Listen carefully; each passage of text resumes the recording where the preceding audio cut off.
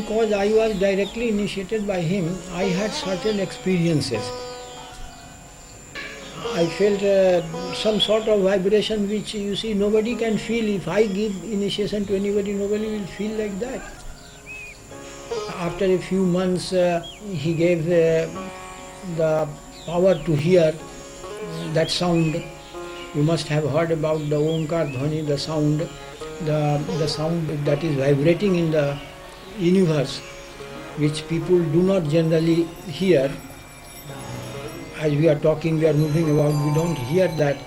But when you concentrate yourself, especially during sadhana period, when you are practicing a spirituality, during that period you may hear that sound. It's a very sweet sound, as if somebody from a distance at the mid of night when everything is quiet and somebody is playing on flute and you are hearing the sweet sound. It's like that. Even during the dark night, you will see some soothing light. I mean, you will not require a torch light, you will not require any other light. You will see everything as if it is formed of light, a very soothing light.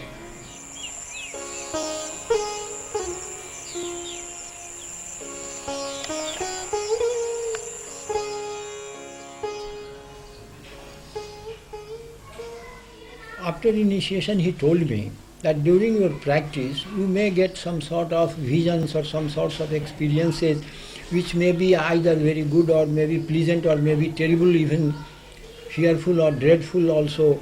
So whatever it may be,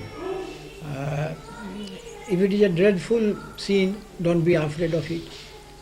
If it is a pleasant, don't get fascinated with that, because they are like milestones. When you are moving, the milestones by the roadside, you are leaving behind those milestones. So you go on proceeding with your sadhana, with your practice, and don't look back.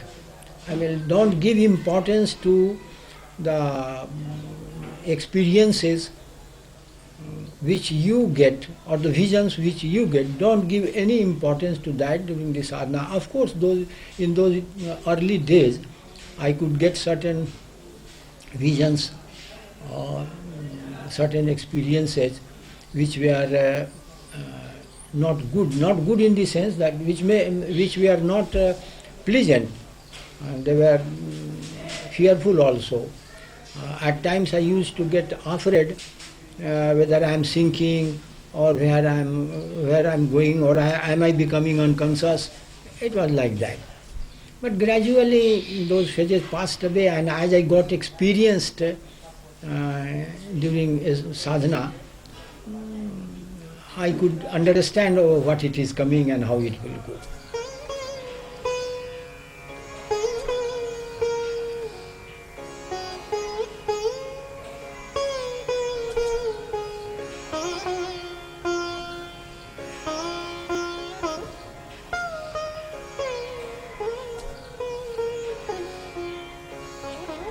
I never got an impression that Anand Marg will be a very big organization. When I got initiated by Baba, I thought he is my teacher and I am his disciple. I have no other concern. I will be practicing and I will be at times meeting him and getting inspiration from him or help from him, like that. But in November 1954,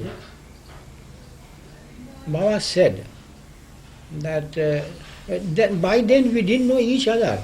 We were a few, quite a few, I think we were at least 8 or 10 disciples.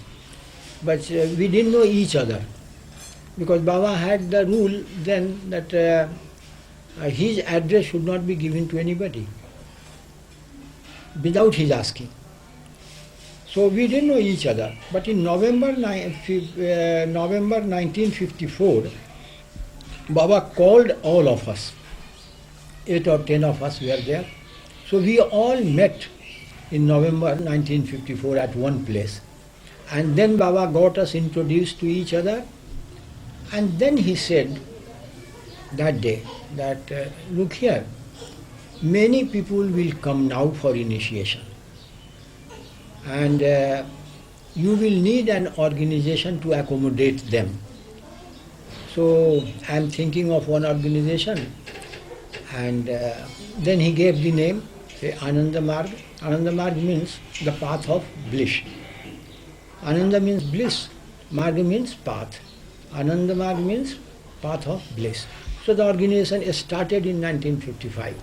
Even then I had no feeling that it will be a very big organization. I thought it may be some hundreds of disciples, maybe some hundreds of disciples, and there may be some Jagriti to accommodate them. But it was not like that. It went on increasing, and then Baba made us Acharya in 55 itself. He said that many people will come for initiation, and it will not be possible for me with one physical body to initiate all of them. So some of you will have to act as an Acharya to initiate them. I will teach you how to do it, and you will be my medium. As my medium, you will teach them. So he made 6 acharyas in the beginning. Of the 6, I am the only surviving acharya. The 5 are not now present or available. So of the 6 oldest acharyas, I am the only surviving, sitting before you. So Baba made us acharya. Then one day I asked Baba, one evening during walk, I went with Baba to that lawn, and I sat with him on the tomb. It was probably in the beginning of 56. Baba said, when your ideology will go out of India, it will spread very quickly. Then I said, how is it possible, Baba? Because it is supposed that Indians are more spiritually minded and more sattva guni, and Europeans are less spiritually minded and they are more tamasic, tamoguni. Excuse me for telling so to Baba, because I had that much only knowledge at that time. So Baba said, no, you are wrong. See, Europeans are more rajoguni. Majority of them are rajoguni. And majority of Indians are tamoguni. Not sattoguni, but tamoguni, majority. Then he explained whom you can call a rajoguni and whom you can call a tamoguni. Baba said, the signs and symptoms of rajoguni is courage, confidence, agility, the power to persuade, persuasive nature. These are the signs and symptoms of rajoguni.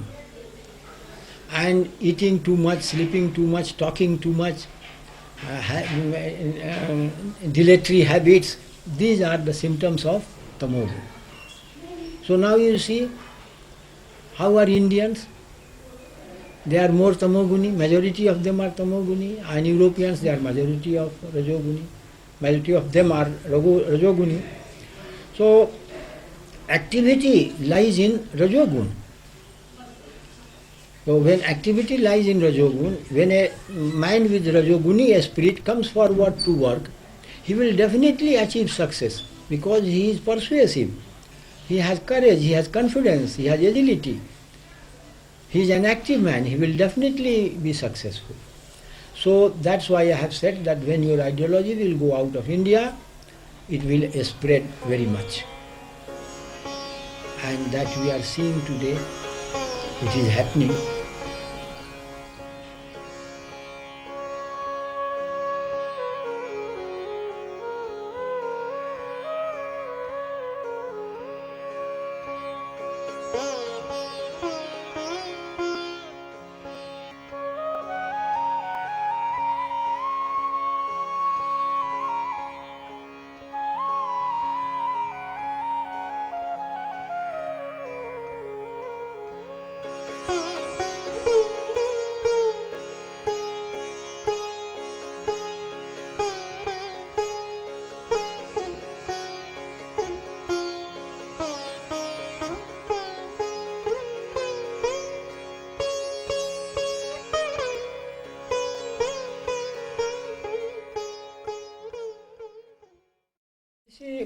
for me, it was not through philosophy, but it was through his certain behavior, manners, or talks to me, which convinced me of those things. You see, he told me everything which I needed. He told me everything which I should do. The correct thing at the right moment. Well, I will tell you one thing. Leave aside the attraction of the people, because people coming to me, talking to me, got attracted. I felt that he got attracted, and then he asked me for initiation. Well, this was really what I felt, a miracle. You see, you came to me, and then you discussed with me, and then you say, well, Acharji, give me initiation. Well, that was something miraculous for me. I felt, what is there in me that the man gets attracted towards me and he asks for initiation. That was something.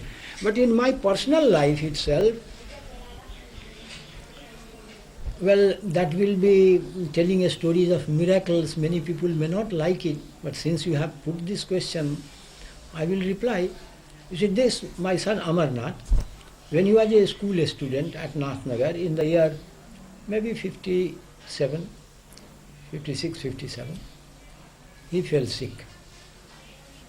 I was then posted in a training center as instructor, and the principal was my superior officer. The principal with his wife, they came, they called the doctor, they attended Amarnathji. When I returned at 9 o'clock, Makhanji told me that he is very sick, doctor has given me some medicine and he is sleeping. After taking the medicine, he is sleeping. So I said, all right, you go, you take rest, I will sit by his side. So I sat on a chair like this and he was sitting here. At the dead of night, this is the wall, I am facing this wall. Amarnathji is on this cot, I am sitting there in the chair, I am facing the wall. I saw a light here, as if somebody is flashing torch from behind me. So I turned behind, I saw that there is nobody, no torch light. I again saw, then I saw again that circle of light. And in between that, now second time when I looked, I saw in between the light, Baba is sitting in Badabhay Mudra. Badabhay Mudra is a mudra in which Baba used to sit at times, especially during Dharma Mahachakra. The Badabhay Mudra is a mudra in which he assures his disciples that you will get what you will require and you need not be afraid of anybody. That is the Badabhay Mudra. Vardhan, meaning you will get what you will require. And Abhaydan, that means you need not be afraid of anybody because you are not alone. He is always with you. Or you say God is always with you. So the Badabhay Mudra is, this is Badabhay, Baba sits like this, then this is, the left hand is here and the right hand is like this. So this is the mudra. This is called Badabhay Mudra. So I saw in that circle of light, in the center of the circle of light, Baba in his Badabhay Mudra. And when I got astonished of what I am seeing, when I felt that I am seeing Baba in his Badabhay Mudra, then the figure disappeared, the light also disappeared. Then I thought, why I have seen this sort of vision. Then I felt that, this is an assurance to me that Amarnath will get cured, all right. And next morning when he got up, he was all right. These things are there, but these things are not to be narrated. To give confidence to me, these things were there. But these were not the only things. It was the inner feeling during my practice, a spiritual practice, the vibration within myself during practice, then that light, that sound, all these things were there to convince me that I am proceeding on the right path. So from the very beginning I could feel that he is not a normal man, he is not an ordinary man, he is a superman.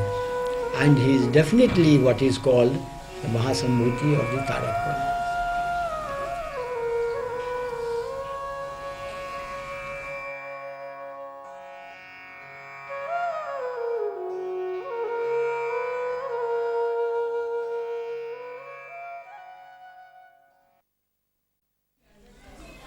This concerns sadhana.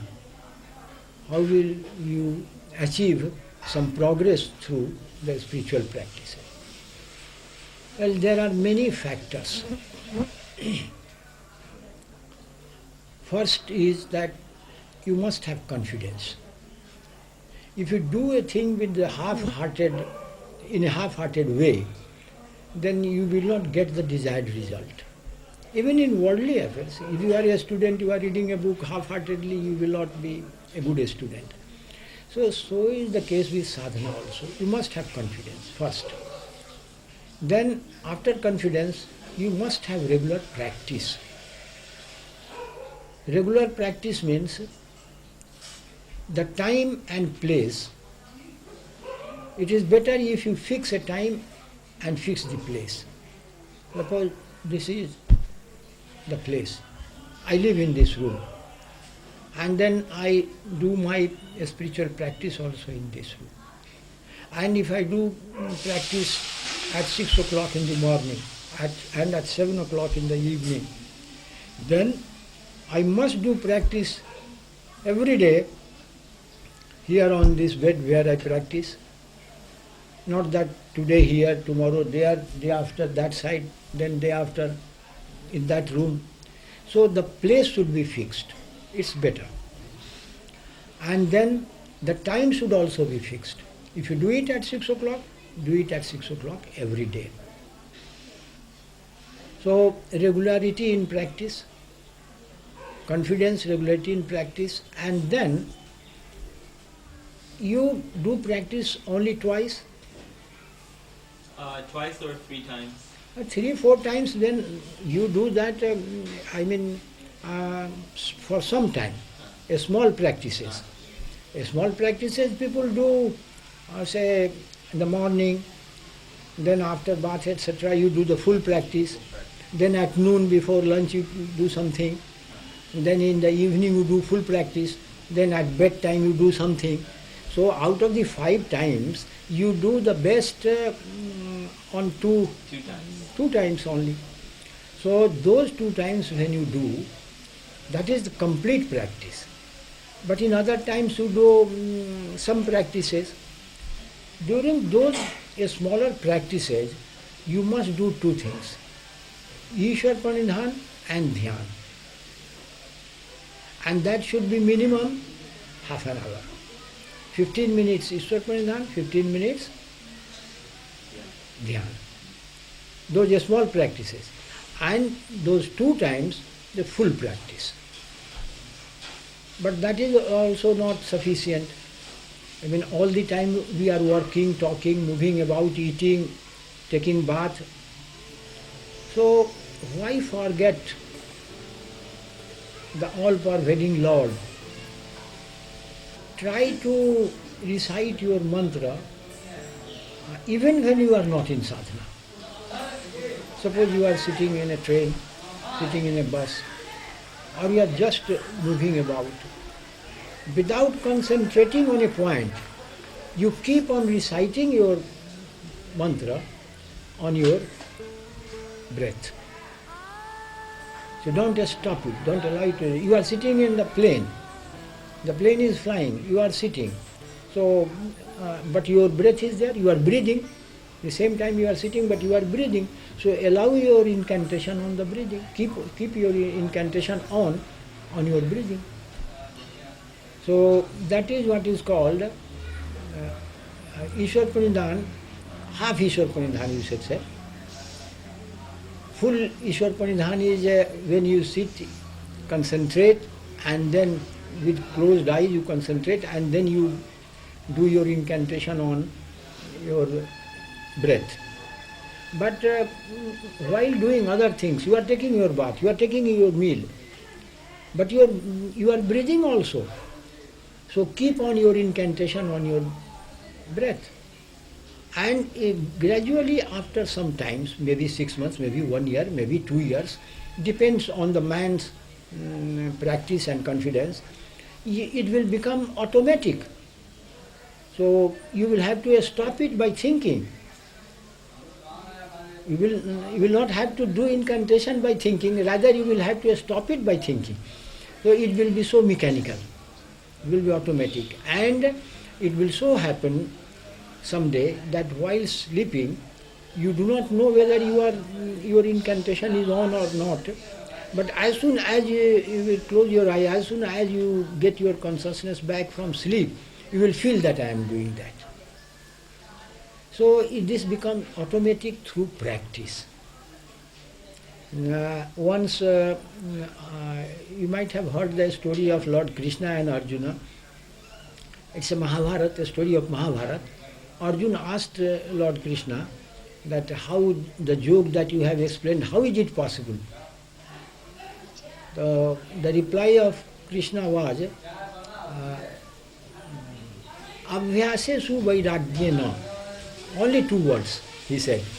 Abhyasesu vairagyena. Abhyasesu means through practice. And vairagyena means through proper way of thinking. So proper way of thinking and practice. It will be possible through these 2 factors. So I will say practice, practice and practice, and it will become automatic. Then of course there are minor things which also help in practice. Food is also one. As I told you, Baba told me in the beginning when I said I gave a wrong remark about the Europeans. Baba told me that one who eats too much, sleeps too much, is a tamoguni. So food is also, food habit also should be controlled. Food is necessary. For the maintenance of body it is necessary, but it should be taken in a proper way, in a proper quantity. So food should also be taken into consideration. That is also the one point for a spiritual practitioner. Instead of moving in the company of those people who are mostly engaged in outward activities, it is better to remain in company with the spiritual practitioners. So that also helps. When you have no spiritual friend to talk to you, then talk to the books. You have spiritual books on spirituality. So consider that book to be your friend, and you keep on reading those books. So these are the things which will help you in your progress in spirituality. And of course, it is said, by all the saints in the past also, it has been said that one gets success in practice through the blessings of Guru. Of course, blessings of Guru we get, but why will he give grace to us? You see, unless we make ourselves capable to receive his grace, why will he give his grace? And how should we make ourselves to be capable to receive his grace? It is through jama and niyam, practice. So practice, confidence, food habit, company, all these are the helping factors in sadhana. And one thing more, never neglect any practice. See, people may think that Ishwar Pranidhana and Dhyan is enough. Let me bypass pranayam and chakra sadhan, chakra shodhan, chakrantar jap. See, from one chakra to another. So people may think that let me bypass that and Ishwar Pranidhan and Dhyan will be enough. No. Every practice has got its importance and it has certain impact on your body. Because you are practicing a spirituality through this body, so body should also remain in a proper condition. This is the carrier, this is the vehicle for the mind. So pranayam helps, asana helps, chakrantar jap helps. So every practice is helpful. So no practice should be neglected thinking that this is unimportant.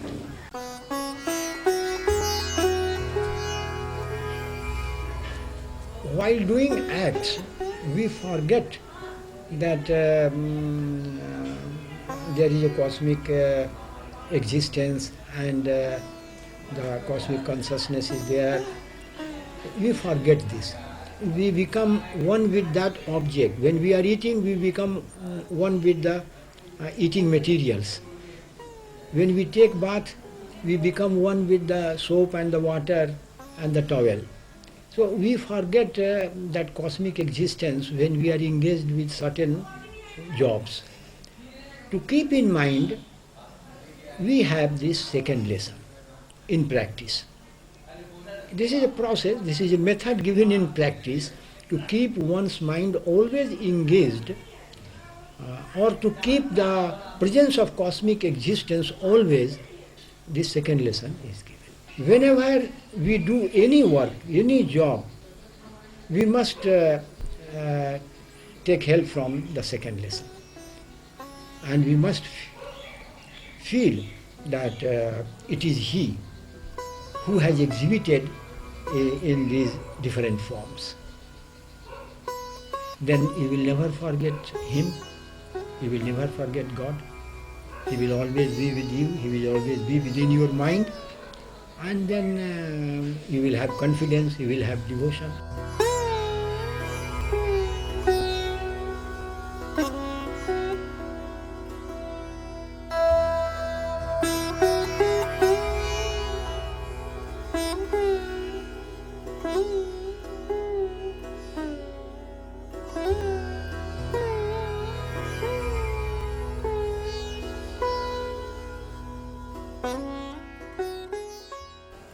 See, what you practice actually in Ishwar Pranidhan, that is not samadhi.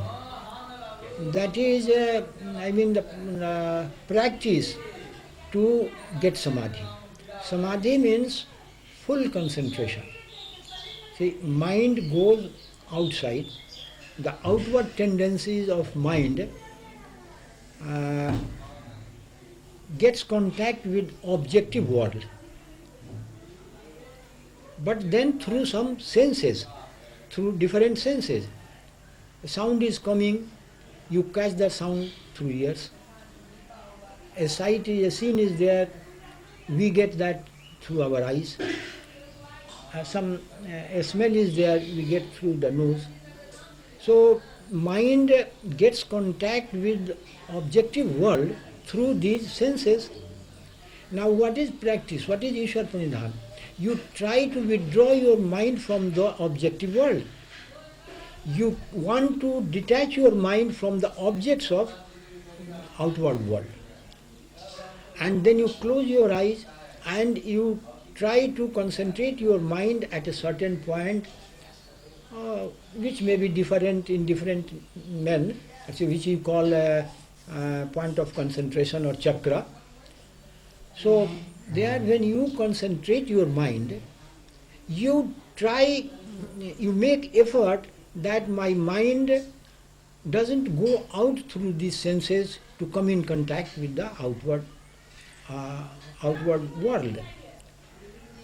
Now when you actually, your mind will be away from those doors and get shut inside in your inner cell of the mind, that is called samadhi. In that period of samadhi, if somebody speaks here, you will not hear because your mind is not at the door of these ears. When somebody passes through, you will not see him because your mind is not at the eyes. If some saint, somebody split some saint here, you will not have the smell of that saint because your mind is not at the door. So that period is called samadhi. When your mind gets detached from the outward world completely and gets shut up inside the inner cell, that period is called, that period, maybe for 1 minute or maybe for half an hour, that period is called the period of samadhi. And while during samadhi period, you will not have any idea or anything about what has happened by your side during that period. You see, most common thing is during sleep. When you are in sound sleep, you don't feel anything. When you get up, if somebody says that so and so had come, he sat here for some time, he talked to me for some time and he went away, then you know that, oh, somebody came and somebody talked to my brother or to sister or to my wife. Then you know it. But you are sleeping here and they are talking on that cot. You couldn't know it because your mind is at rest. It is not working, and so your mind is not connected with the senses which catch the outward objects of the world. So it's like that in samadhi. In samadhi, it's not like sleep. Sleep is something crude, but samadhi is something subtle. In samadhi, you don't have contact with outward world. True it is, but then you have the feeling inside, your own feeling, I am, that I feeling is there. You feel that I am a point in him, I am a part and parcel in him, I am a drop in him. As you think in your Ishwar Pranidhana time, that feeling remains there, alive, but then completely detached with the outward world. So there is difference between sleep and samadhi.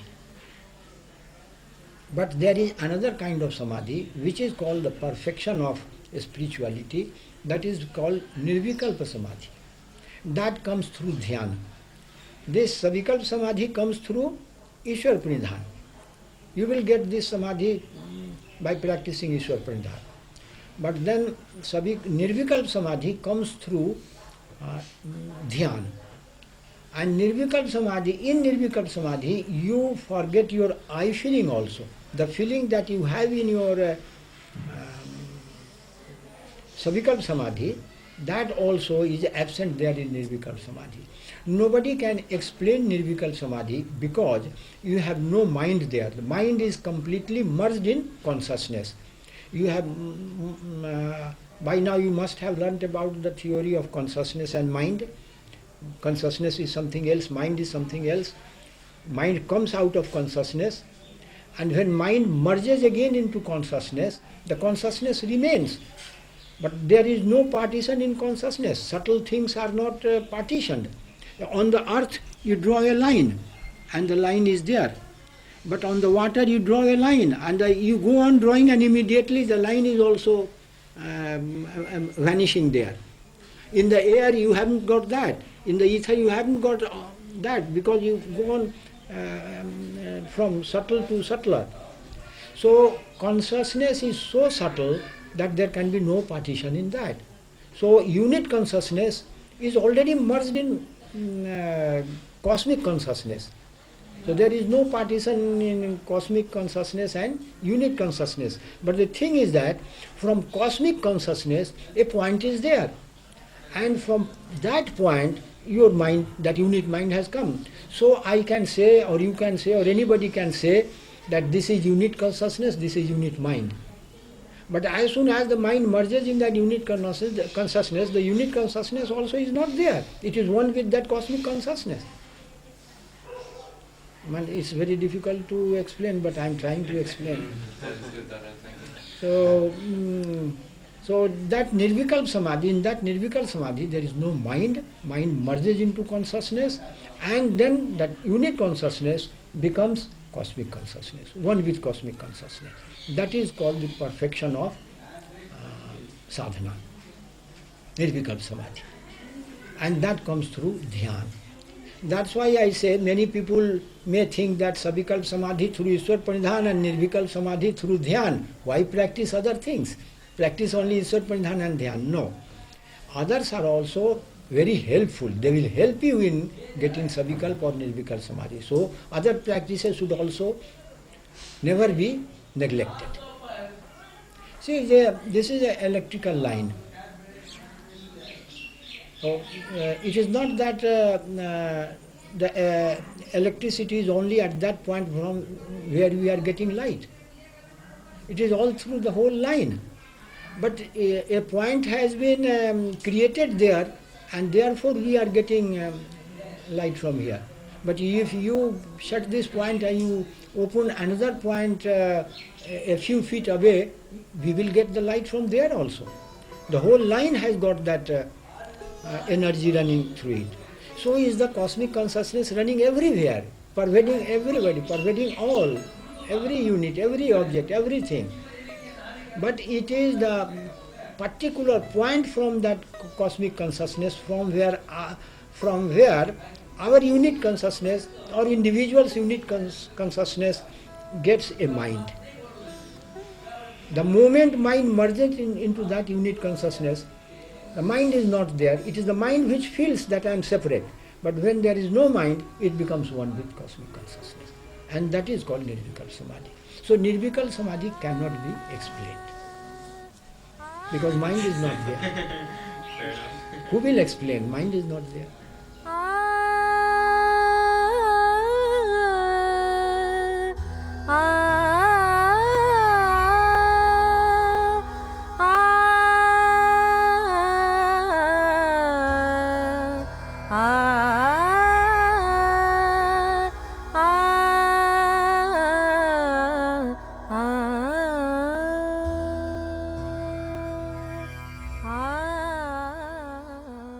Traigunya Visya Veda Nistai Gunya Bhavarjuna.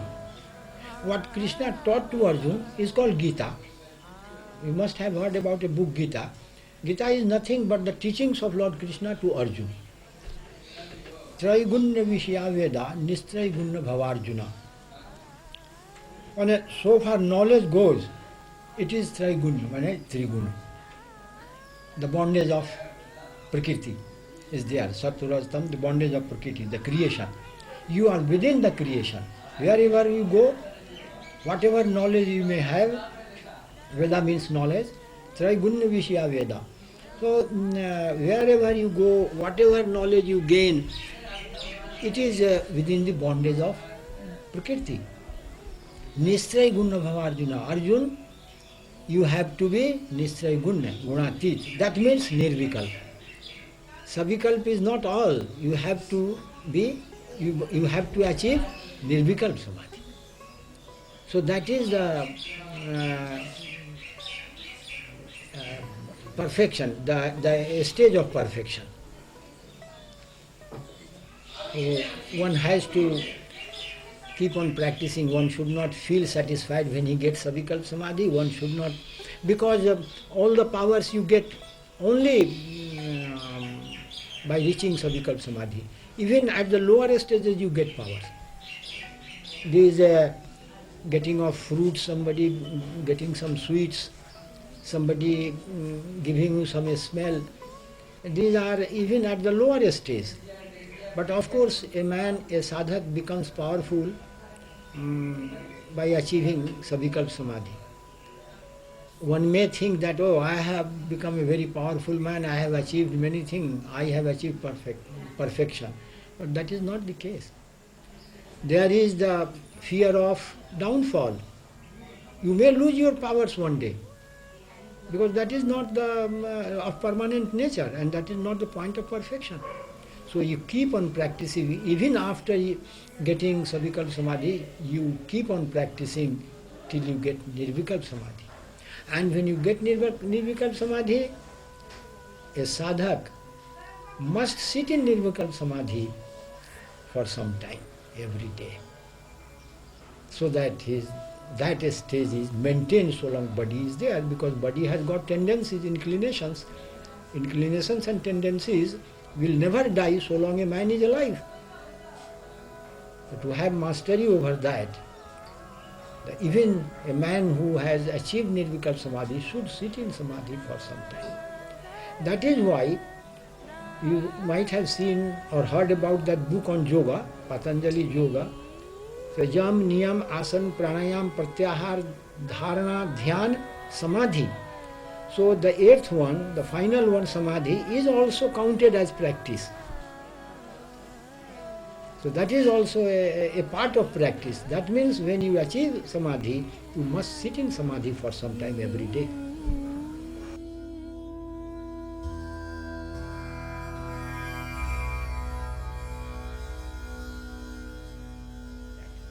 One who has not got Nirvikalpa Samadhi, even he can have salvation at that last moment, at the time of death, if his mind merges into that cosmic mind at the last moment.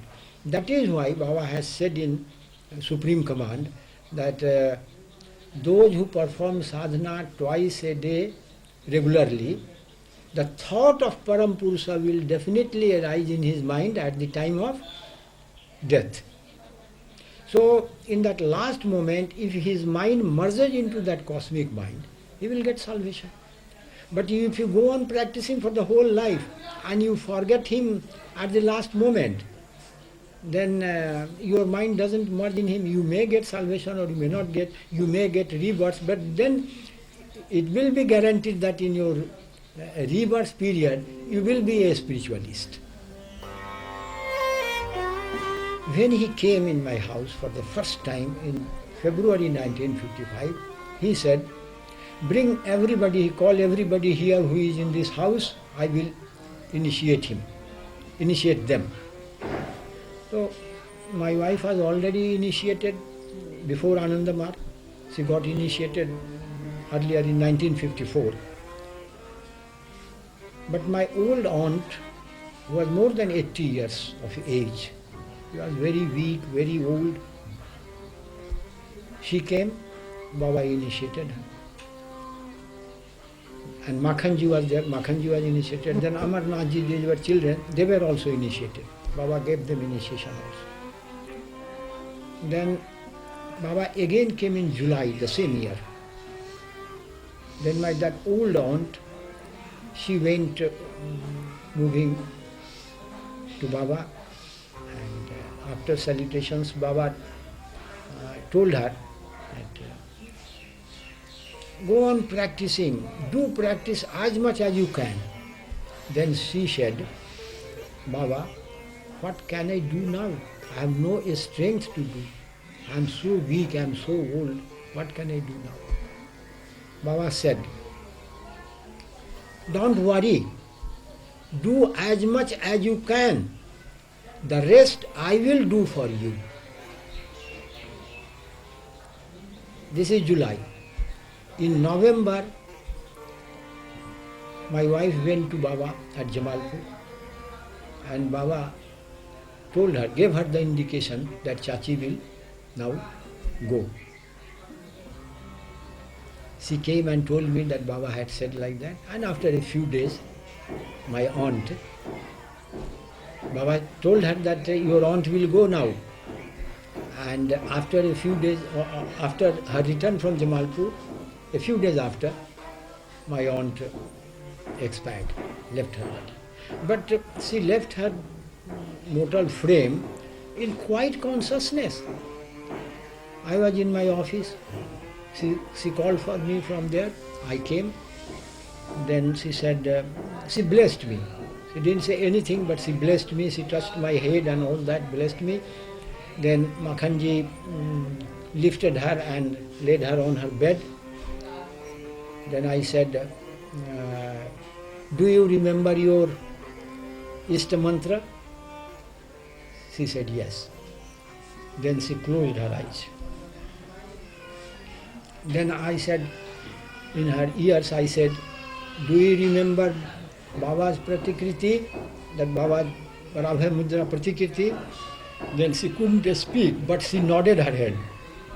And that means yes. And immediately after a few seconds only, feel all down. So that is what I say, that you may not have achieved Nirvikalp Samadhi during lifetime, but if at the last moment you could be able to merge your mind in that cosmic mind, you will get salvation.